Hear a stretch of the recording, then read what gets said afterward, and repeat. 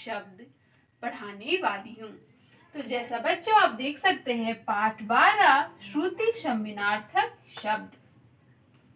बच्चों इस शब्दों से आप देख सकते हैं श्रुति शम भिन्नार्थक भिन्नार्थक।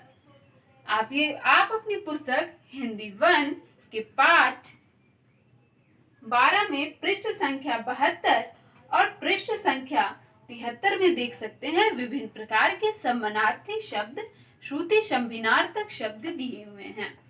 श्रुति शमिनार्थक, तो बच्चों इस पाठ के माध्यम से हम सबसे पहले श्रुति शमिनार्थक शब्द कहते आखिर किसके हैं, आखिर इन शब्दों का अर्थ क्या है, और विभिन्न शब्दों के माध्यम से हम श्रुति शमिनार्थक शब्द को समझेंगे। तो आइए पाठ प्रारंभ करते हैं। श्रुति शमिनार्थक शब्द, आप दो शब्द देख सकते हैं। यदि मैं इन दो शब्दों को अलग करूं, श्रुतिशम और भिन्नार्थक, यदि मैं दो शब्दों को अलग करूं, श्रुतिशम और भिन्नार्थक। श्रुतिशम, बच्चों श्रुतिशम शब्द का अर्थ होता है जो सुनने में समान हो। श्रुति मतलब सुनना, श्रुति मतलब सुनना, और शम मतलब समान। ठीक है बच्चों, श्रुतिशम, आप दो शब्दों को अलग कीजिए, श्रुतिशम और भिन्नार्थक। श्रुति का अर्थ होता है सुनना, और शम का क्या अर्थ होता है, सम का अर्थ होता है समान। उसी प्रकार भिन्नार्थक, भिन्नार्थक शब्द का अर्थ होता है भिन्न अर्थ वाला। भिन्नार्थक, देखिए यहाँ दो शब्द मिले हुए हैं, भिन्न और आर्थक, मतलब भिन्नार्थक मतलब अलग अर्थ वाले। तो उसी प्रकार श्रुति शमिनार्थक शब्द बच्चों उस शब्द को कहते हैं जो सुनने में तो समान होते हैं परंतु उसका अर्थ भिन्न भिन्न होता है, उसका अर्थ अलग अलग होता है।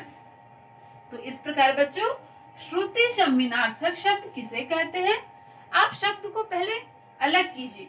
श्रुति सम भिन्नार्थक, श्रुति का अर्थ होता है सुनना, सम का अर्थ होता है समान, भिन्नार्थक का अर्थ होता है भिन्न अर्थ वाला।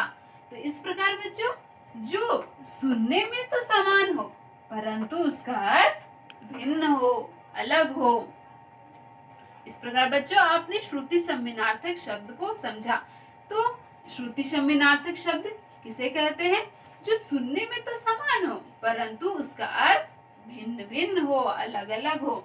तो श्रुति शमिनार्थक शब्द की परिभाषा आप देख सकते हैं कि मैंने यहाँ पर लिखी है।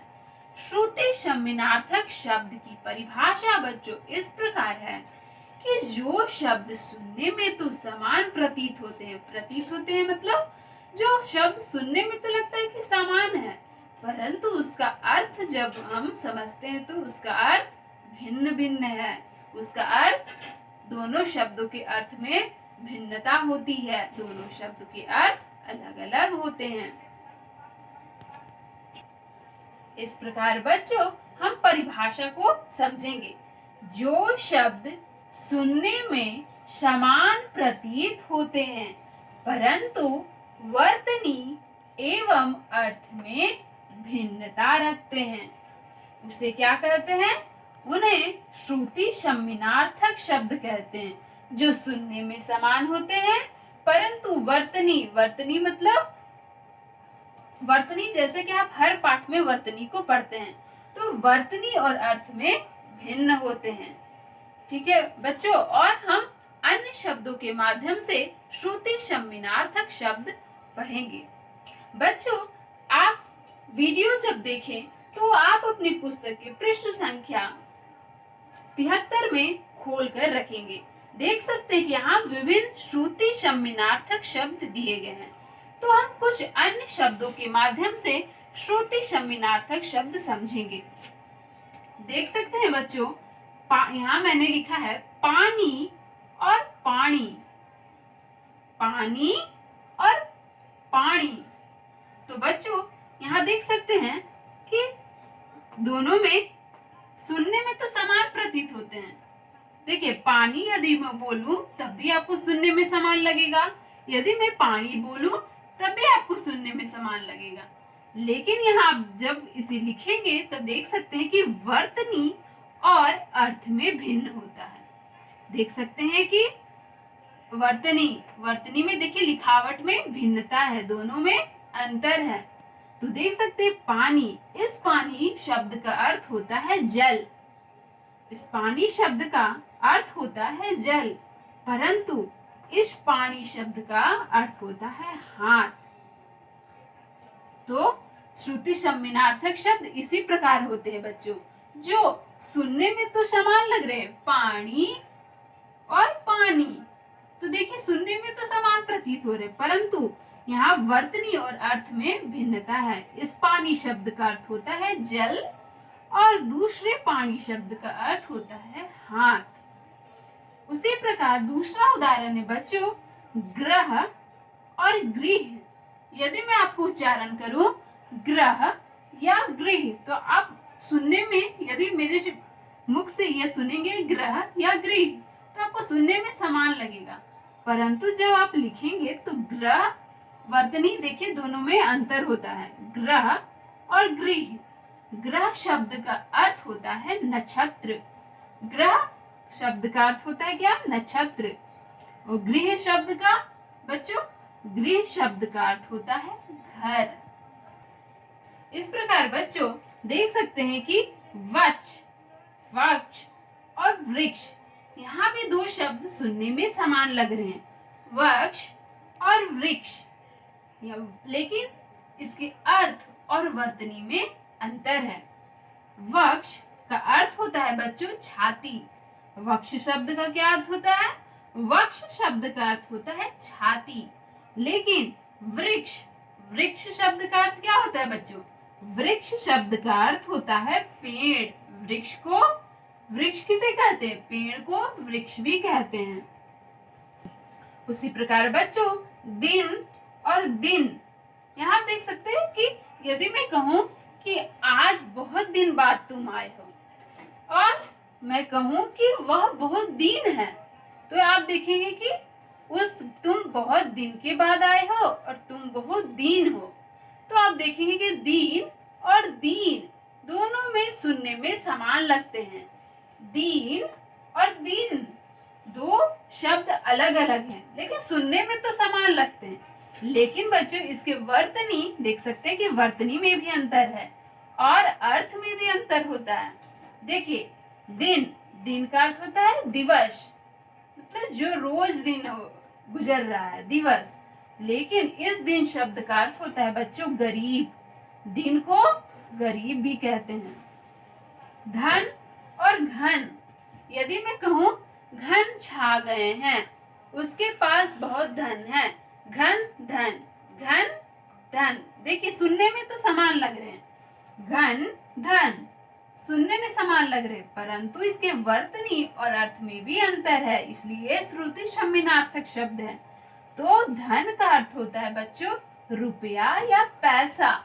यदि रुपया पैसा को क्या कहते हैं? इसके पास, यदि किसी के पास बहुत रुपया पैसा हो तो क्या कहते हैं? कि उसके पास बहुत धन दौलत है।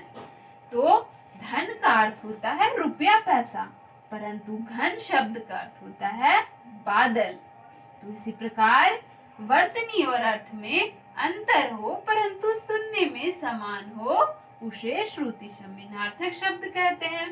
तो जैसे धन का अर्थ होता है रुपया पैसा और घन का अर्थ होता है बादल।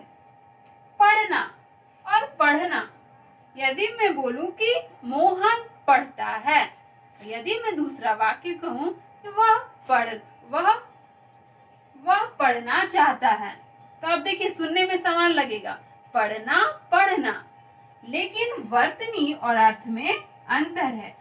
पढ़ना का अर्थ होता है बच्चों लेटना। कभी कभी आप शब्दों का प्रयोग करते होंगे कि मैं पढ़ने जा रहा हूँ, मतलब मैं लेटने जा रहा हूँ। पढ़ने शब्द का अर्थ होता है, पढ़ना शब्द का अर्थ होता है लेटना, लेकिन पढ़ना शब्द का अर्थ क्या होता है? पढ़ना शब्द का अर्थ होता है पढ़ाई या लिखाई, कि मैं पढ़ने जा रहा हूँ, वह पढ़ने आता है, मोहन विद्यालय पढ़ने जाता है। तो पढ़ना का अर्थ होता है पढ़ाई लिखाई और पढ़ना शब्द का अर्थ होता है बच्चों लेटना।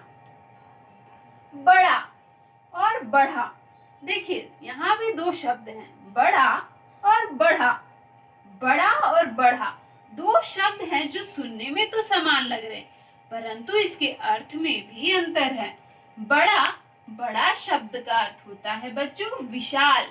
यदि कोई वस्तु बड़ी होती है, तो यदि पहाड़, यदि मैं बोलूं कि पहाड़ बहुत बड़ा है, तो उसका अर्थ क्या हुआ? बड़ा का अर्थ होता है विशाल। जो बहुत बड़ा हो, देखने में विशाल हो, तो बड़ा शब्द का अर्थ होता है विशाल। लेकिन बढ़ा, बढ़ा मतलब आगे की ओर गया। वह मोहन श्याम से आगे बढ़ गया। देखिए बढ़ा, बढ़ा शब्द का अर्थ होता है आगे की ओर गया, मतलब आगे, किसी को छोड़ के पीछे आगे निकल जाना को कहते हैं बढ़ा। परंतु बड़ा, बड़ा शब्द का अर्थ होता है विशाल। यहाँ भी बड़ा और बढ़ा शब्द सुनने में तो समान लग रहे हैं, परंतु इसके अर्थ में और वर्तनी में भिन्नता है, अंतर है। बड़ा शब्द का अर्थ होता है विशाल और बढ़ा शब्द का अर्थ होता है आगे की ओर गया। तो बच्चों यहाँ देख सकते हैं अंदर, अंदर शब्द का अर्थ होता है, देखिए यहाँ दो शब्द है, अंदर और अंतर। यहाँ पे देखिए मैं उच्चारण करूं अंदर अंतर, अंदर अंतर, तो देखिए सुनने में समान लगेगा ये दोनों शब्द, अंदर अंतर। परंतु यहाँ देखेंगे वर्तनी में भी अंतर है, वर्तनी भी दोनों की अलग अलग है और अर्थ भी अलग अलग होता है। अंदर, अंदर शब्द का अर्थ होता है भीतर। जैसे बोलोगे मोहन अपने घर की अंदर की ओर गया, अंदर मतलब भीतर की ओर जाना। और अंतर, अंतर मतलब दो चीजों में अलग अलग होना। दो चीजें जब अलग अलग होती हैं तो हम कहते हैं कि अंतर है दोनों में। जैसे कि मैं कहूं कि मोहन और राम में अंतर है, एक तेज है और एक कम तेज है, या फिर कुछ भी आप अंतर। यदि दो वस्तुओं में भिन्नता होती है, दो वस्तुओं में भेद होता है, अलग दोनों होते हैं, तो वहां अंतर शब्द का प्रयोग होता है। परंतु अंतर शब्द का प्रयोग भीतर, वह भीतर की ओर गया, मतलब भीतर मतलब अंदर की ओर गया। तो इसी प्रकार बच्चों आप अपनी पुस्तक के पृष्ठ संख्या 73 में देख सकते हैं कि अन्य शब्द भी दिए गए हैं, जैसे सर और दूसरा है शर। देखिए उच्चारण में सर और शर। सर शब्द का अर्थ होता है गाय, गाय को सर भी कहते हैं। लेकिन शर, शर कहते हैं धनुष को, शर कहते हैं धनुष को। भवन और भुवन, देख सकते हैं कि दो शब्द में उच्चारण में समान है, भवन भुवन। तो भवन, भवन का अर्थ होता है बच्चों किसी भी इमारत को कहते हैं भवन। उसने, वह वहां पर भवन है या इमारत है, किसी भी इमारत को भवन भी कहते हैं। लेकिन भुवन, भुवन शब्द का अर्थ होता है बच्चों लोक। भुवन शब्द का अर्थ होता है लोक। उसी प्रकार बच्चों समान और सामान, मैं कहूं कि सीता और गीता समान हैं, लेकिन मैं जब कहूं कि वह बाजार से चावल, गेहूं या सब्जी, अन्य सामान लाता है, तो देख सकते हैं समान और सामान उच्चारण यदि आप करेंगे तो समान शब्द और सामान शब्द एक जैसे लगेंगे, समान। परंतु देखिए यहाँ अर्थ में भिन्नता होती है। समान शब्द का अर्थ होता है एक सा, सीता और गीता समान, समान जैसी लड़कियां हैं, तो एक जैसी, ठीक है। समान शब्द का अर्थ होता है एक सा। कोई वस्तु यदि एक जैसी होती है तो कहते हैं कि दोनों काफी समान है। परंतु सामान, सामान का अर्थ होता है वस्तु, कि उसने कोई, जैसे कि वह मोहन बाजार से सामान लाता है, तो क्या लाता है? सामान शब्द का अर्थ होता है वस्तु, सामान शब्द का वस्तु। लेकिन समान शब्द का अर्थ होता है बच्चों एक सा। उसी प्रकार निश्चित और निश्चिंत, देखिए उच्चारण निश्चित और निश्चिंत, दो शब्द हैं, निश्चित और निश्चिंत। तो निश्चित वह मोहन विद्यालय निश्चित तौर पे आएगा। निश्चित मतलब जरूर आएगा, पक्का आएगा। निश्चित शब्द का अर्थ होता है पक्का। उसी प्रकार निश्चिंत शब्द का अर्थ होता है चिंता रहित। निश्चिंत शब्द का अर्थ होता है चिंता, कि तुम निश्चिंत रहो। यदि कोई वाक्य है तुम निश्चिंत रहो मतलब चिंता से मुक्त रहो, चिंता से रहित रहो। परंतु यदि मैं बोलूं निश्चित, निश्चित शब्द का अर्थ होता है बच्चों पक्का। तो बच्चों आज इस वीडियो के माध्यम से आपने क्या क्या पढ़ा? आज इस वीडियो के माध्यम से आपने पढ़ा कि श्रुति सम्मिनार्थक शब्द किसे कहते हैं। वे शब्द जो सुनने में तो समान होते हैं परंतु उसके वर्तनी और अर्थ में भिन्नता हो, उसे कहते हैं श्रुति सम्मिनार्थक शब्द। साथ ही साथ मैंने विभिन्न शब्दों के माध्यम से आप सभी को शब्दों में भिन्नता, किस प्रकार सुनने में समान लगते हैं और उसके अर्थ किस प्रकार अलग अलग होते हैं यह समझाया। तो बच्चों आशा है कि इस वीडियो के माध्यम से आप श्रुति सम्मिनार्थक शब्द समझ जाएंगे। इस वीडियो को देखें और पाठ को समझने का प्रयास करें। धन्यवाद।